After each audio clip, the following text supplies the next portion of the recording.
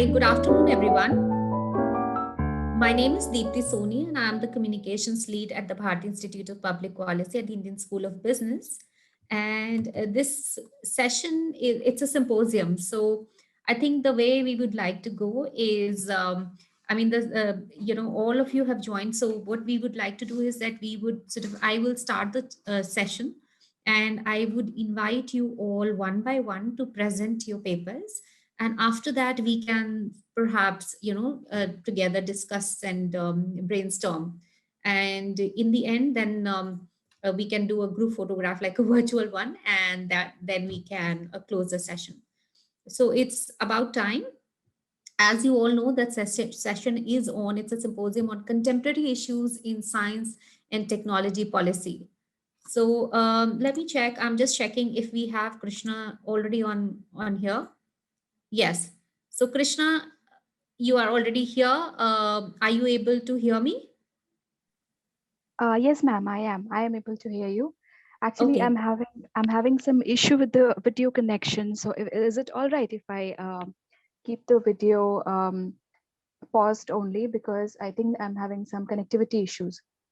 Sure, no problem, Krishna. Would you like to start? I think I have you first on the list as the presenter.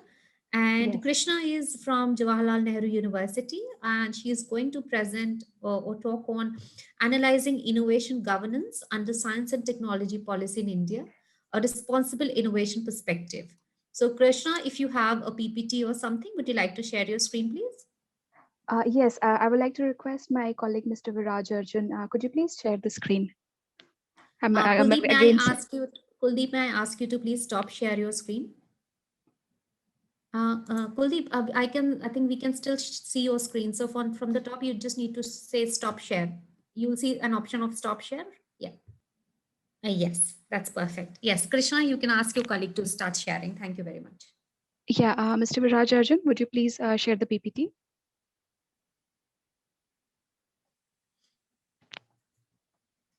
And you have about 8 minutes, Krishna, for the presentation. Okay, 8 minutes. All right. Yeah. So when you have 2 minutes left, I don't want to interrupt you. I'll just put my video on and say like show finger like two. All right. Perfect. Thank you. Can we go on the first slide, please? Introduction. Yeah. Hello, everybody. I would like to start my presentation. The S&T policy making has been a political enterprise and strive towards managing challenges related to scientific development. Policy formulation as an instrument of innovation governance has undergone tremendous change since we see policy 1958 to the current STI policy 2020 draft, which has been released for public comments. So S&T policy making in India has always tried to focus on the prevailing socioeconomic issues as a part of innovation governance, but simultaneously has faced numerous challenges in this regard. Next slide, please. S&T policy making not only has to deal with scientific machinery of the country, but also has to deal with the unforeseen risk and uncertainties or precariousness of new emerging innovations. Currently, we are witnessing a boom in what we call a globalized process of innovation. It implies that recently emerging innovation do not belong to a particular country or a territory. Rather, the innovators, entrepreneurs, policymakers, and the society adopting these innovations are scattered throughout the globe. And with this scenario, there is no possible way to find out the country of origin or its innovators, which results into diminishing accountability towards the innovation. It often puts the governance vehicle in developing countries and societies at a disadvantage, and may also result in ultimate rejection of emerging innovation. So when we talk about innovation governance, we are not taking a parochial view. Rather, we have to be quite comprehensive, and we have to look into the management of the technology or innovation as such, from the ideation to adoption and even beyond stages. However, when it comes to this point, our current STI machinery find itself quite stretched thin because we always focus towards inclusivity of an innovation. That means we always try to focus that innovation, whenever an innovation is being introduced in a society, a larger proportion of society gets benefit out of it.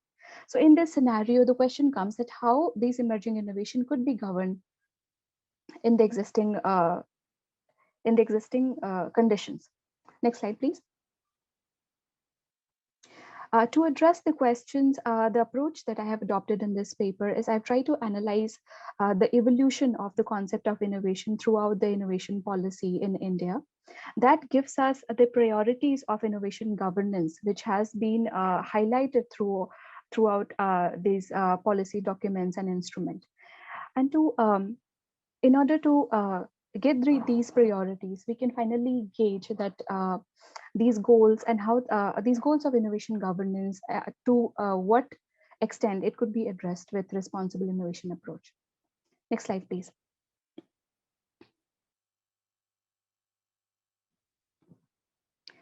As we can see, the beginners, the pioneer STI policy of 1958 and 1983 was quite focused towards self-reliance in a scientific field.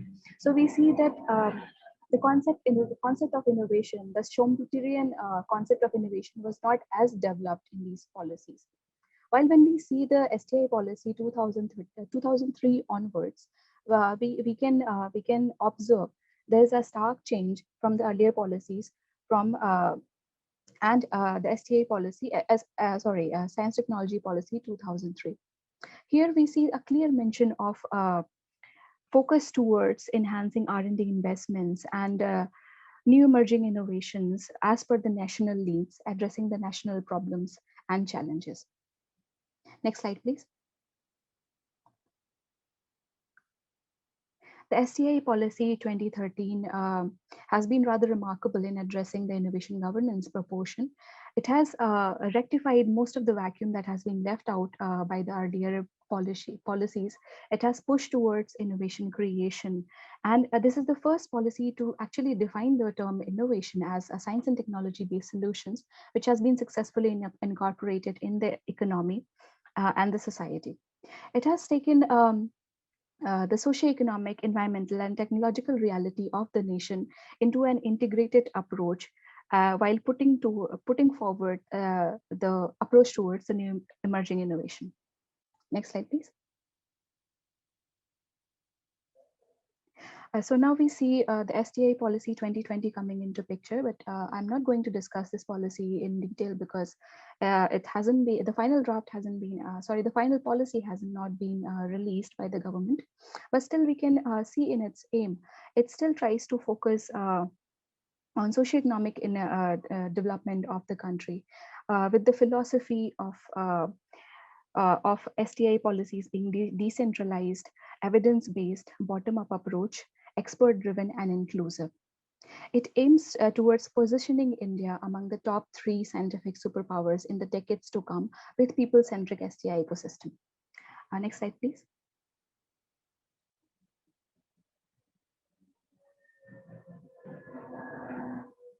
So by analyzing these policy drafts, we can see certain priorities that has been attached to the new emerging innovations. So the STI policy enterprise now focus more on innovation as a driver of technological development.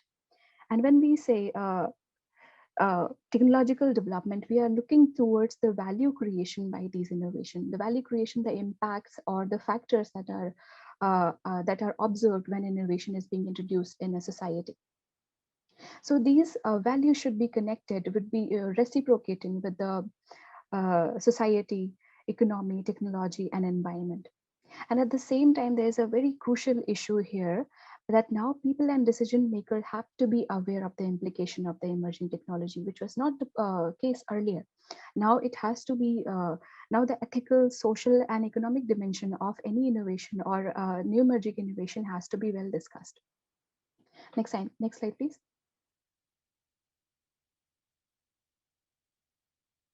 So the STI policy machinery demands new innovations to be sustainable and to create positive values. It needs to create positive social, technical, socio-economical, or environmental values. At the same time, it has to be profitable for the companies who are investing in these technologies. So now STI policy routes towards innovation prompting inclusive growth, ensuring access, availability, affordability of the solution to as large as a population as possible. And for that matter, it's looking into new models for creation of an innovation, dealing with pressing challenges as energy security, insecurity, pollution issues, socioeconomic challenges. Next slide, please. Uh, with the earlier discussion, we can find out that innovation governance in STI policy now has very clearly preference for accountability in the new emerging innovation. It has to be sustainable economically, environmentally, and socially. The public awareness about the emerging innovation has to be there. The social aspect of the technology and innovation has to be taken care of, and value created by this innovation have to be very well discussed. Next slide, please. So how these goals correspond with the responsible innovation approach? The responsible innovation approach is emerging as a new approach in the innovation literature, which talks about um, how these new emerging innovations can be socially, economically, and environmentally sustainable ideas with respect to the existing S&D framework. It also tries to incorporate the element of responsibility and accountability in the innovation process. So the RI approach defined by Singh and Crozen focuses on RI as an innovation process that creates ecosystems for deliberation, participation, anticipation among the stakeholders from the onset of the research to innovation. It also brings in the effectiveness and relevance of the products, processes, organization, and market. The RI approach tries to incorporate accountability, responsibility, and sustainability into an innovation process by means of 5 dimensions put forth towards it. The 5 dimension being the anticipation with respect to the emerging innovation, that is the act of forward-looking plausibility or foresight that helps in decision making related with the usage, adoption, funding, regulation. It has to be reflective while creating and shaping the innovation at different stages. The deliberation and participation among the stakeholders also have been given quite a lot importance. And responsiveness also has been given a priority, which determines the capability and willingness to react and respond towards different views, needs, and issues and values. Next slide, please. So if we talk about a generalized innovation process that entails ideation and then evaluation and selection of the idea and development of that idea into an innovation and technology, and then commercialization of technology. So this is the whole innovation process, and innovation governance has to be throughout all these stages. So RI helps us through the dimension given by to ease the implementation of innovation or efficient innovation governance, which will eventually result into positive values and impacts created by it, which can be very vital in order to determine whether a technology is socially, economically, or environmentally sustainable. Next slide, please. So we have seen so far that STI policy making has evolved tremendously with respect to innovation governance, but there are certain gray areas still lacking and needs attention. That could be the innovation governance is always treated into a watertight compartment, but not as its socio-technical process.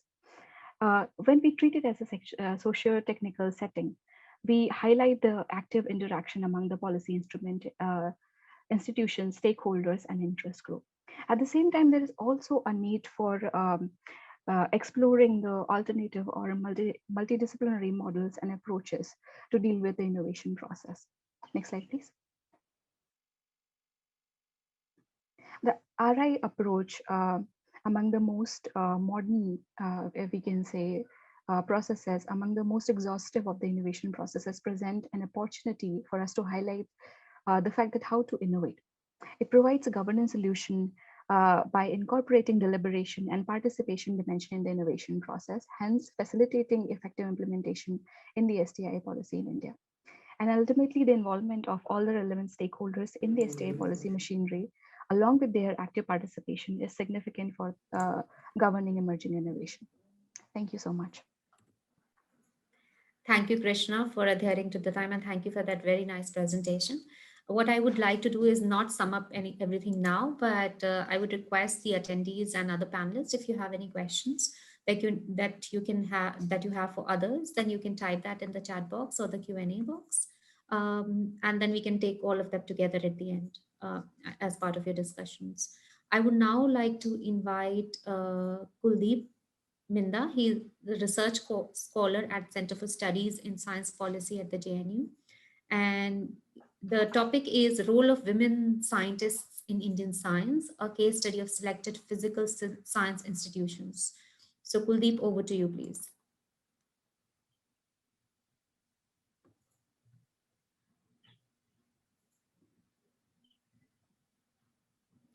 Kuldeep, you're speaking on mute. You need to unmute.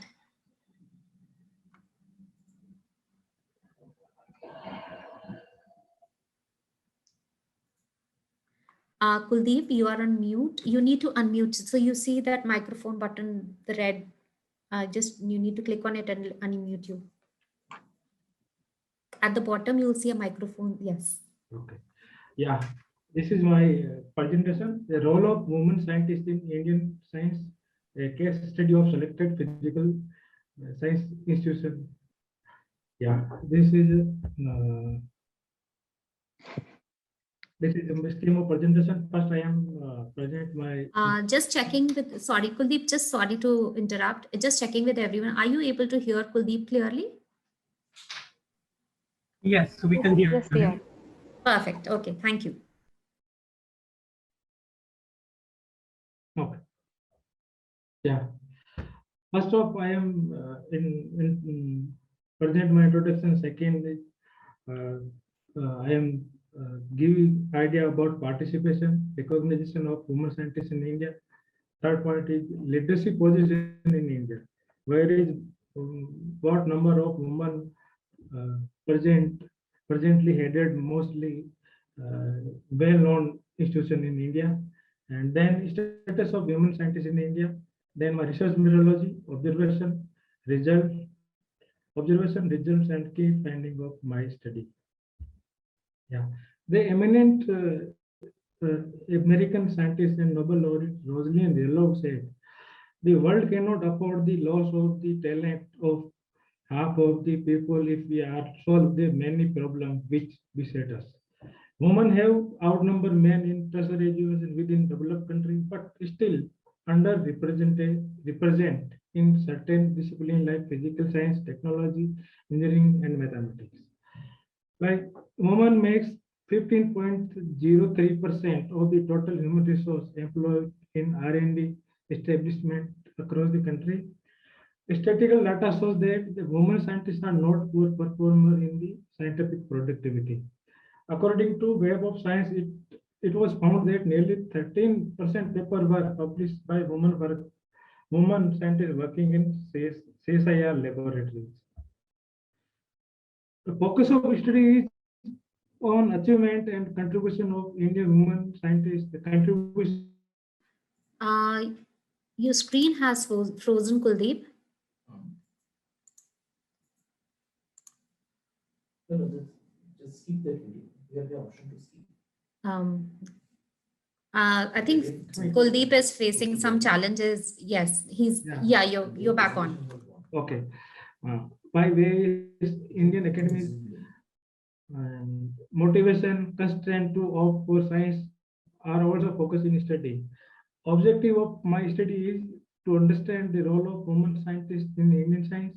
Second, to analyze the research productivity of women scientists in the field of physical science. Third, to understand the challenge faced by women scientists in India.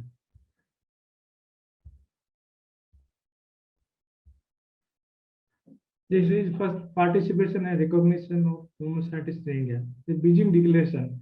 In the context of the statement, it is very pertinent to comprehend the potentiality and ability of women's scientific temperament and acceptability to study their role, participation, and scientific productivity have always been crucial to understand gender relation in the patriarchal social system and practices.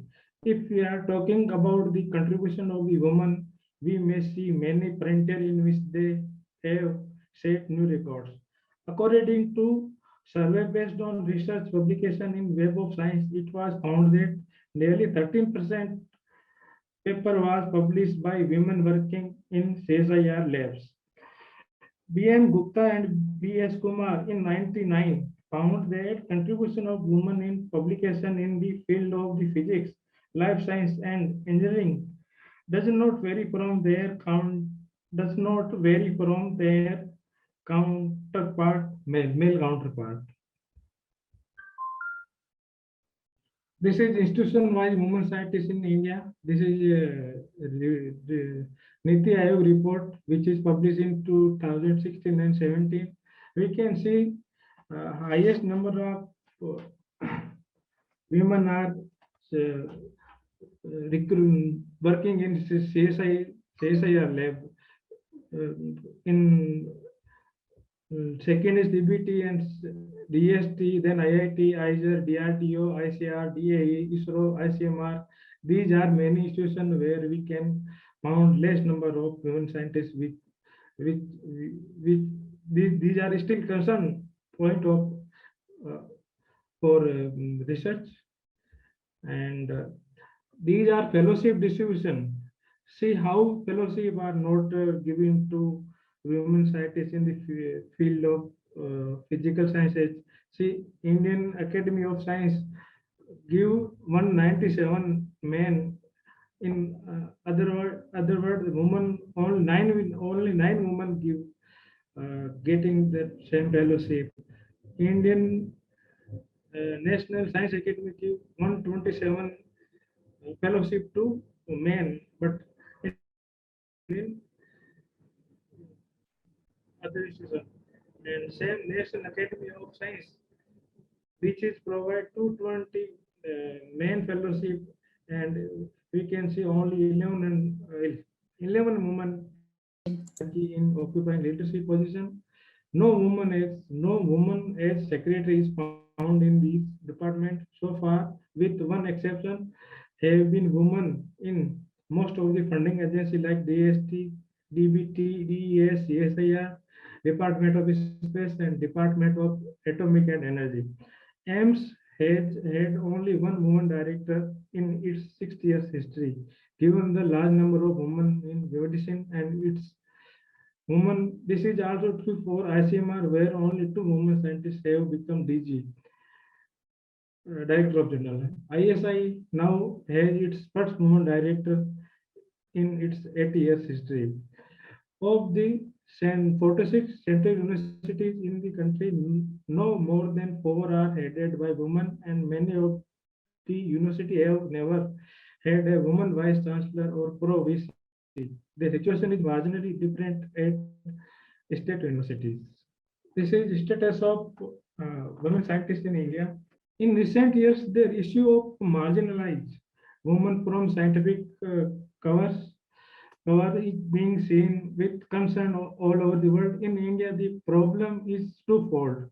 First, getting more women to study science and technology, and second, ensuring that these who those who study are able to pursue a career in the science and technology. In the developed world, school education is universal, and educational opportunity at college level are more or less similar for both sex. However, traditional mindset internalized over generation prevent women from opting for courses like science, particularly physical science and maths and technology, which are perceived as being more in the male domain. This is published in INSA report, which is published in the year of 2004. When we studied Indian science, where number of students right now 37,000 PhD students are enrolled, in which chemistry has highest number PhD and PhD enrolled student, whereas 4,000 are male and only 1,000, only 2,000, nearly 2,000 are women. Second is physics, whereas 5,000 students are enrolled as a PhD student, in which we can see only 1,000 women are enrolled as a research scholar, and 3,000 male are enrolled as a research scholar. We can see mathematics, where we can see only 1,900 male are registered as scholar. But if we are talking about PG level, we can see uh, in mathematics 52% are female student are doing their masters in mathematics. Okay. Research methodology. Publication output have been gleaned from Scopus Science Citation Index extend for 10 years period 2015 2005 to 54 area in the physical science focus. Publication can be judged on the basis of variety of factors such as citation index of individual number of publication and patent and their index. The scope of institution cover there. Herein, the study is limited to Central University on the basis of their NIRF ranking and top 5 CSIR lab and 3 autonomous institutions including Indian Institute of Science, Bangalore and others. Here, we institution-wide contribution of women scientists. These are observation of 3 autonomous institutions. These are observation top 5 central universities. These are uh, observation autonomous institution. Result: lower participation in research is directly impacted total research productivity in so-called muscular subject like physical science. Many women scientists have done exceedingly well in research in physical science, for example, their scientific and academic pursuit. Not many are seen being awarded and rewarded. Authorship pattern indicate women scientists are generally show team spirit in research, irrespective of low participation in all institutions. Women scientists in physical science believe in research in collaboration. That's it. Thank you. Thank you very much, Kuldeep. I would now like to invite next Vairaj Arjune, who is PhD scholar at Jawaharlal Nehru University. Vairaj will be presenting on understanding scales and linkages in the systems of innovation approach, a cohort analysis. So over to you, Vairaj. You have 8 minutes. Thank you. Yes, just one question, ma'am. Our friend, the discussant, Dr. Ashutosh Tiwari, I think he's trying to get into the session as well, but he's unable to. Uh, Yes, Dr. Ashutosh is having some issues with the Zoom. He is unable to launch Zoom. So it might well be that he will not be able to join ultimately because we have tried to resolve it from our end, from the technical side, but it's still not happening. So after your presentation, then what we might do is perhaps sort of, you three of you can sort of take a discussion forward for maybe about 5 minutes. And if I can check, meanwhile, if there are any questions from the audience, then I can pose them to you and you can respectively answer. okay, sure, thank you. So let me just go ahead with my presentation. So I think my presentation by default is the last one. My two colleagues, first of all, they talked about innovation system, and the last presentation was on women in science using some scientometric analysis. So in my presentation, I'm going to touch a bit of both. I'll talk about what exactly are the innovation systems, and I'm going to do that by using a scientometric analysis. So first of all, studies have devoted a lot of attention, especially in STS, on what is innovation systems and what are the different innovation systems. Even policymakers are keen as the investment in research and development is a key contributor to economic growth and the development of a market-based economy. So this catchword of innovation is going to contribute both to competitiveness and economic development. And with that background, I think it is imperative for STS scholars to analyze the S&T instruments through which the governments are piloting some collaboration and relationships among the different stakeholders and institutions. So some research on innovation systems, I use IS.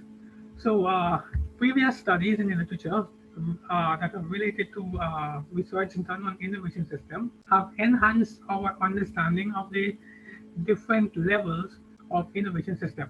However, there still exists a limited documented research on what exactly are the prevalent innovation systems, what are the changing structure, and the evolution.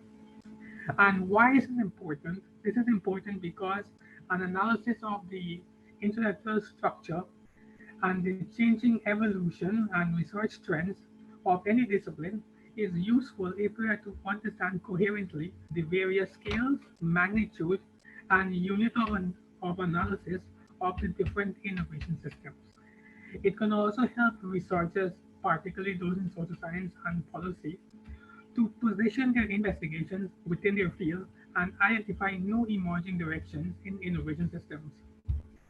So, when I talk about innovation systems, these innovation systems came about by Chris Freeman in his book Technology Policy and Economic Performance in Japan. It was the first literature that attributed the word innovation systems.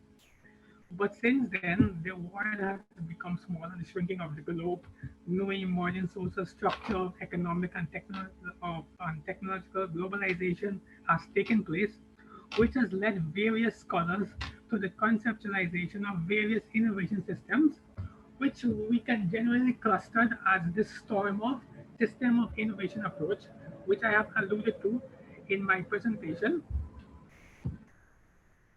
So the objective in this presentation that I'm going to give to you all is about what are the mainstream innovation systems, their historical backgrounds, and unit of analysis.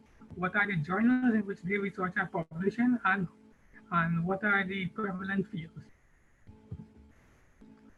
So just by looking at the research done on innovation systems, we can see it's tremendous. Over the last decade or so, research on innovation system has skyrocketed. But because in this study, I want to talk about the different innovation systems that is prevalent in STS domain, I employ a methodology, and that methodology is what I'm going to explain here. Is that first I take from 1990 to 2017 research data from the Social Science Citation Index from the Web of Science database. We downloaded those publications by looking at the patterns, publication trends. Then we conducted an analysis using VOS viewer by looking at co-citation, highly cited papers, and we did a co-occurrence keyword search. And this yield towards the different innovation systems and the salient feature, the different influential journals and the authors, and the contemporary research fields.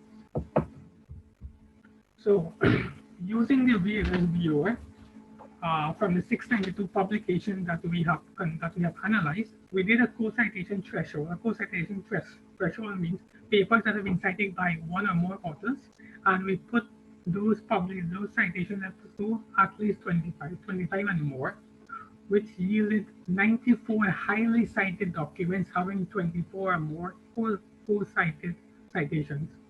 And here we can see the dominant fields, the 94 publications. The publications here are listed by the authors, the year, and the journal name. So from that, we extracted the different system of innovation approaches that were dominant in those 94 publications. And what we found is that the system of innovation approach, what is prevalent in it is that interactive learning. There are organizations and institutions are a pivotal component to understanding system of innovation approaches. Organization means the entity, the physical entity, as well as the actors. And the institutions are the linkages, the laws, the regulations that connect these actors and institutions. So the different innovation systems that we uncover are the oral innovation system, technological, international, multi-level perspective, open innovation, and responsible innovation. So I'll just go through quickly on the different innovation, which is one of the forefront innovation systems or the bedrock for all innovation systems. It considers R&D activities by research institutions, universities, government agencies as a single entity operating at the national level, which means it's restricted to the national level analysis of institutions and organizations. The regional innovation systems, however, changes that focus to a region. Now, when I say region, I mean region within a national setting. They look at particular institutions and organizations within a particular region and those infrastructures within those regions when they talk about the regional innovation system. The technological innovation system, on the other hand, is perhaps one of the first innovation systems that transcend the national boundary level, that talks about a generic technology. And this technology innovation does not necessarily happen at the national level. It can happen across and within boundaries by different collaborating organizations and institutions. The sectoral innovation system, much like the regional innovation systems, they talk about different technological field or product area within an industrial setting. So this is more industrial or form specific or sector specific. The multi-level perspective, this is more of a perspective of analyzing country level performance. It talks about the meso, the micro, and the macro. The meso level is about the socio-economic conditions at the ground level. The micro level is the technological rules and regulations, and the macro level is more of the exogenous environment, the wider environment for understanding this innovation system. Open innovation is much broader, was one of the more contemporary innovation system approach that talks about research and development as an open system. And this cuts across different technology and countries and borders. It advocates that productive ideas can emerge from inside and outside of a company and can approach markets in the same way. Inside and outside of a company, and those companies can operate either within national borders or international borders. Another one that we have found, which is more of an extension of the national innovation system, is the international system of innovation, which tries to capture the interaction of global regimes like international environmental movements and these technologies, and how these policies impact development of a country. It's one of the innovation systems that advocate innovation. The last one that I want to talk about is responsible innovation. attributed to this and discussed this as well, as an innovation process the present to the world, social, healthy, economic, and Thank you very much, Viraj, for that. And I'm really sorry that, you know, Ashutosh is having some problems and he's not able to join. It's some issue with Zoom at his end. So since this is supposed to be sort of more like a roundtable discussion, and I just wanted to understand, I mean, the presentations by Krishna, Kuldeep, and Viraj were really, really good, and I just thought that if and my question to you, perhaps all of you, I mean, do touch you do touch upon women in science and technology, and so what do you would you say that the government, perhaps especially government of India, should have perhaps a more robust policy, or should include something in policy in encouraging women in especially STEM areas? Kuldeep, if you would like to take that on. Yeah. Like if we discussing the central universities, but when we structure, right, we have more funding, right, but still we can't see the number of women scientists, women scientists and women professors, which they have they pursue, they means they, many women girls are pursuing their PG. After PG they leave this field, right, and after they don't want to uh, they don't want to go in research because of many constraints, right? Like for funding issues, family issues. So we can devise this, the device and relook how they measure these policies issues, how can stop the more female student in PG, but after PG they why they don't come for research. So this is main issues. We can I can try to find out in my paper. Sorry, Vairaj, would you like to add something to what Kuldeep already said? well, I I think looking at the what the different policymakers have said on the International Women's Day, that was just a few weeks back. Women in science, particularly in Indian science, as Kuldeep attributed, is quite lacking. The ratio of men to women is also varying in different areas, different institutions and different technologies. So the proportion is disaggregated everywhere. So the fact that the government should have some equitable policy, mm, where the employment, or the opportunities for employment and learning for women in these different organizations and women in science organizations, I think that needs to be more revamped. And looking at the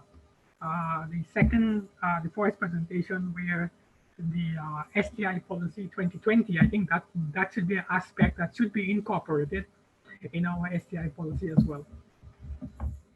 Thank you. Thank you, Arvind. Sure, absolutely, and I think there is, there is perhaps, I mean, of course, there needs to be a really big push, especially for encouraging women to get into this, especially in the science and technological fields, and also I also feel that. I mean, research does offer women almost like, especially the female, it does offer them a lot of flexibility in terms of. I mean, I at the Bharati Institute of Public Policy, we have so many research associates, and I think here, in terms of gender parity, the ratio is skewed actually towards more women, and I think we are really we really are sort of proud of that aspect within our institute, and we really encourage and promote women researchers and women PhD scholars, teaching associates, so that kind of thing. I think we are doing that from our end. But maybe what about your how do you see, I mean, your contribution? I mean, you presented the paper today, so how do you expect to take it forward in terms of how you are able to contribute towards encouraging this? Ma'am, if you are like we can see the highest number of women in PG level, right? In maths, this is 62% women students are enrolled as a student in PG level, right? So we can learn, we can push, and we can make work and work friendly environment, right? Hello, work No, no, friendly no. Go ahead. environment, Go ahead. right? And yeah, and make easy for women how to easy switching, institution switching, right? So if we girl buried somewhere else, she can easily get same institution or same position in same cities, right? So these are many areas where we can learn and we can work on it. Absolutely. And Vairaj, do you want to add something here? How do you plan to take the what you have done on the paper in the presentation today? How do you plan to take it forward? Well, innovation system is one of the research areas of our center. Many of our SPS scholars, they use some sort of innovation system approach. But what we have found is that many of us don't have the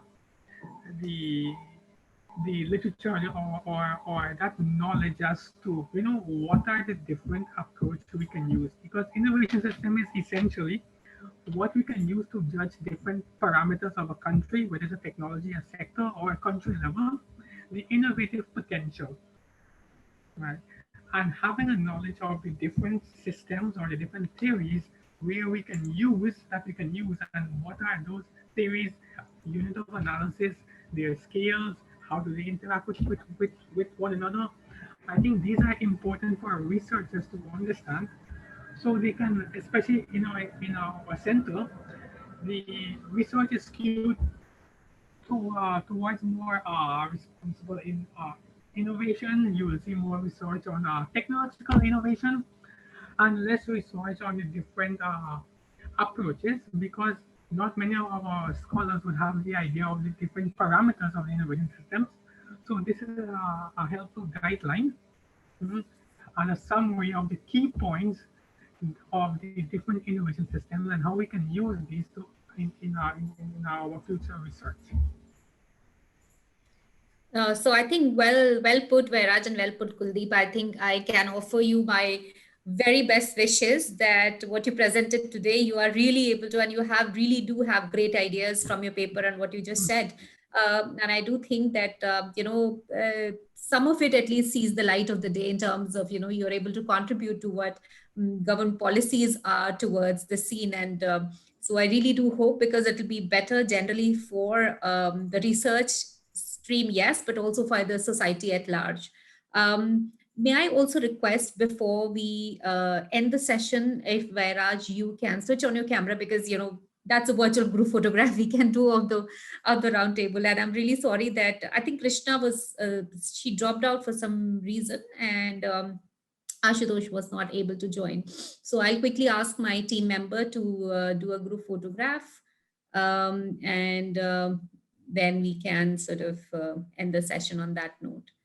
Vairaj, okay, you are on a call, so we'll just wait for you to finish that phone call. And yeah, okay. So, I was just on the phone with Krishna. She had a previous engagement, so she's attending one other engagement there. So she's unable to. okay. So anyway, And let's get a shot for us. At least you have 2:1 women ratio here right now. I'm holding the flag for Krishna too. So yes, did you get it? Okay. Thank you very much. And what we hope to do is that please be in touch with us at the Bharati Institute of Public Policy at the Indian School of Business. We can talk about further collaborations, partners, projects. We can take our discussions further. And we have the IPPN 2021 is spread over 2 sessions. So do feel free to join other sessions today and tomorrow. And all the very best to you. Thank you, and have a good weekend and good day ahead. Thank you. Okay, bye. Okay, thank you. Thank you.